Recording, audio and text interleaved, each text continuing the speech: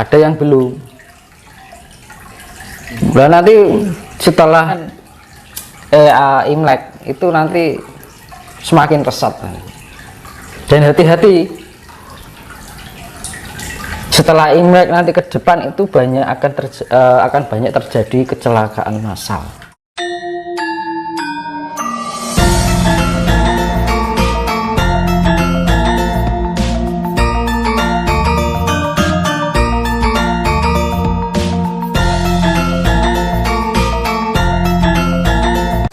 Sistemnya jadi ketatanegaraannya itu yang dibilang jiwa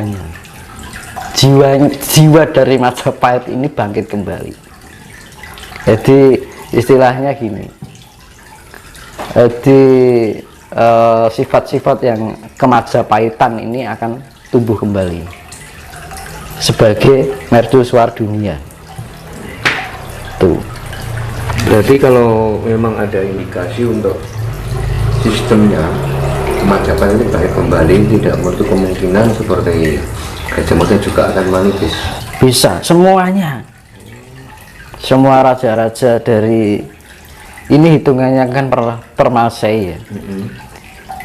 Dari tahun Masehi kan ini kan Indonesia kan mengalami kejayaan setiap 700 abad sekalian. Siklus kejayaan, Siklus alam, siklus masa. Nah, abad pertama kejayaan pertama adalah 700 tahun pertama adalah kejayaan Sriwijaya. Ya. 700 tahun kedua adalah kejayaan Majapahit. 700 tahun ketiga sekarang ini sudah terproses menuju kejayaan, kan itu.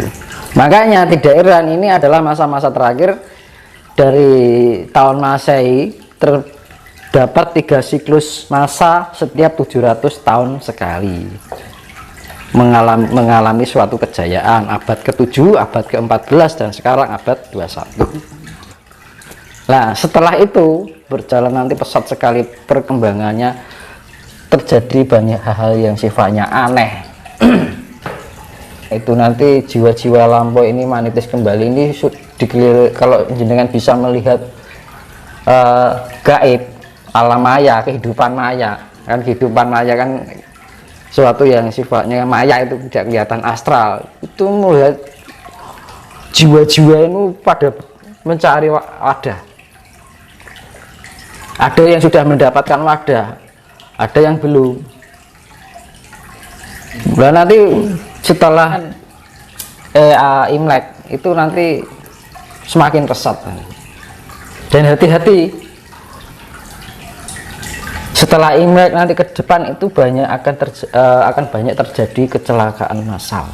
Maksudnya setelah masuk gimana? Ya, kejadian yang membawa korban banyak.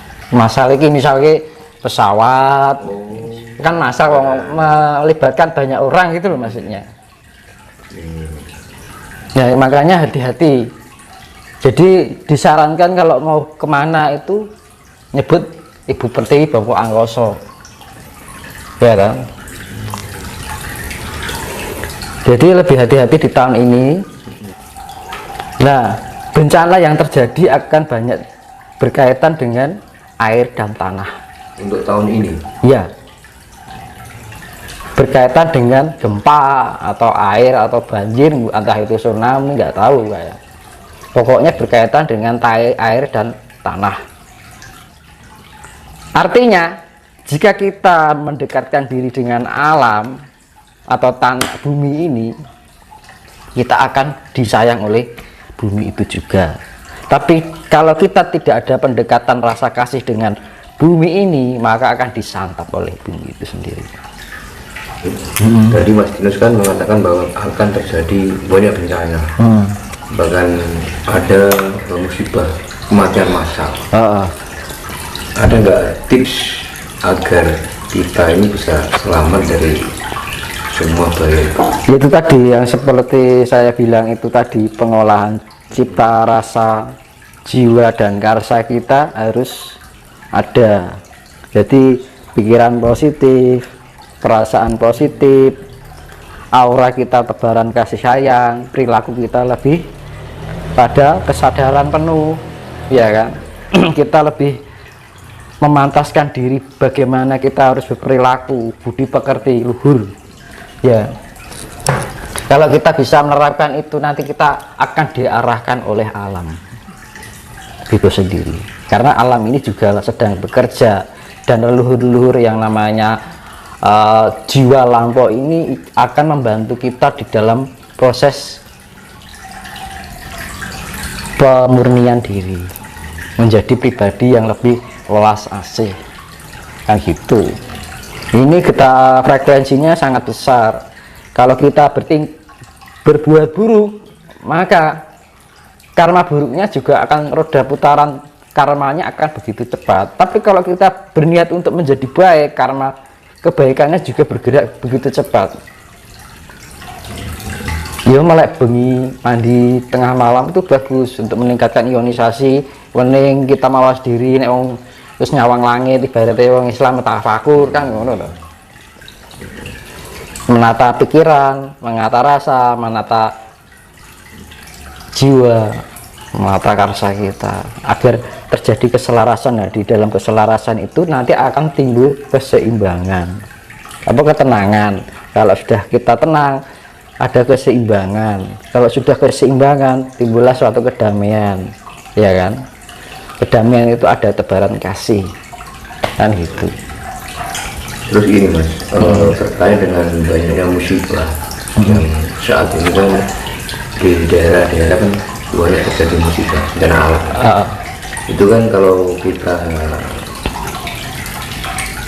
lihat terus kita kaitkan dengan statement Mas Kines bahwa nanti akan ada perubahan peradaban baru. Yang saya tanyakan Mas, kenapa setiap mau ada perubahan peradaban baru harus diawali bahkan diakhiri dengan musibah atau bencana? Ini kan misalnya gini, renovasi rumah harus diapakan? Bongkar total. Nah, ya kan, karena apa? Kalau tidak dibongkar total nanti tidak kuat, harus dipondasi dari awal lagi dengan cara dihancurkan. Sama hal saja, alam ini sudah merasa tidak nyaman dengan perilaku manusia, terus akhirnya dia melakukan refleksi, ya kan. Bumi ini berputar, yaitu rotasi, dan melakukan translasi dan refleksi, ya kan. Pergeseran itu translasi, rotasi itu perputaran, refleksi itu menciptakan keseimbangan lagi, ya kan. Biar apa? Kondisi bumi itu nyaman lagi, karena bumi ini kalau ngomong itu sudah tidak nyaman sekali dengan kondisi di dalam tubuh bumi itu sendiri, karena ulah siapa? Ulah manusia. Akhirnya bumi ini ingin mandi pakai apa? Pakai air laut. Akhirnya dibersihkan karena air laut itu sifatnya penetralisir, kandungan neutron. Jadi kandungan air itu sifatnya netral, penetralisir. Makanya nek wong arep golek wong pinter mah tebarono uyah kan ngono. Untuk penetralisir yang susunya sifatnya negatif. Karena di dalam itu kan ada kandungan magnesium, asam sulfat, dan oksigen. Akhirnya terciptalah unsur neutron yang ada di dalam unsur air laut asin. Nah, itu dewanya dewa Baruna kan ngono. Dewa air tawar kan dewanya dewa Indra kan ngono. Jadi jiwanya ini disebut dewa Indra. Jiwanya air laut disebut Batara Baruna. Jiwanya matahari disebut Batara Surya. Jiwanya bulan disebut Dewi Condro gitu. Dewanya bintang disebut Dewi Kartiko, ya. Dewanya awan disebut Batara Sambu. Dewanya petir disebut Batara Wungkuwang. Dewanya putaran cakra disebut Batara Cokro.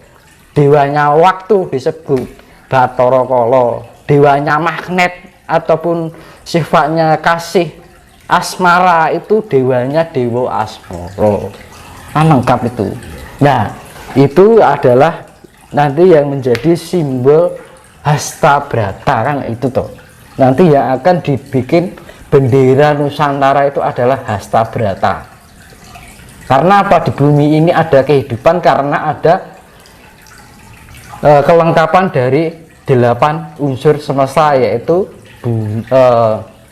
angkasa, surya, candra, kartika, maruta, angin,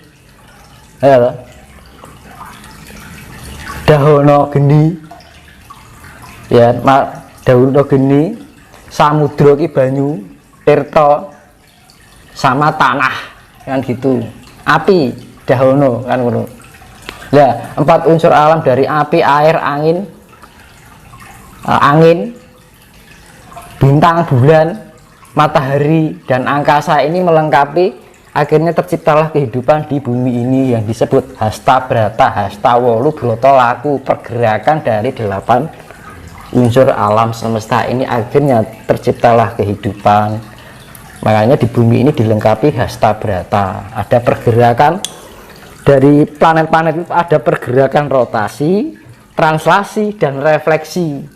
Nah, refleksi itu adalah sifat untuk penyelarasan agar terjadi keseimbangan di dalam planet itu sendiri. Makanya akan berpengaruh pada kehidupan manusia, karena manusia adalah mikro, bagian terkecil dari alam semesta juga. Itu makanya berpengaruh lah. Yang disisakan apa? Jiwa-jiwa yang tidak merugikan oleh untuk alam ini. Tapi kalau jiwa-jiwa yang merugikan alam, maka dia akan disapu habis oleh tanah, air, api, dan angin. Itu terutama yang paling besar dari air, karena air itu sifatnya penetralisir. Jadi bumi ini mandi adus sih karo banyu ben resik Mas, dinetralke. Makanya terjadi, pernah dibilang akan terjadi megatrust, itu akan terjadi. Itu untuk menetralisir. Barang siapa tidak bisa menjadi manfaat untuk bumi ini akan dibersihkan. Makanya kita harus menjadi jiwa yang bersih untuk alam ini agar kita lebih bisa bermanfaat untuk alam ini. Jadi masih dibolehkan hidup, masih dipantaskan oleh bumi ini untuk menjaga atau menjadi khalifah yang ada di bumi ini. Manungsa kan nek dienggo ngomong sing liyane, ana tanduran, ana kewan. Tugasnya manungsa lak melihara kuwi to, Mas. Ning apa yang terjadi sekarang malah sebaliknya tuh, malah ngerusak apa-apa kan.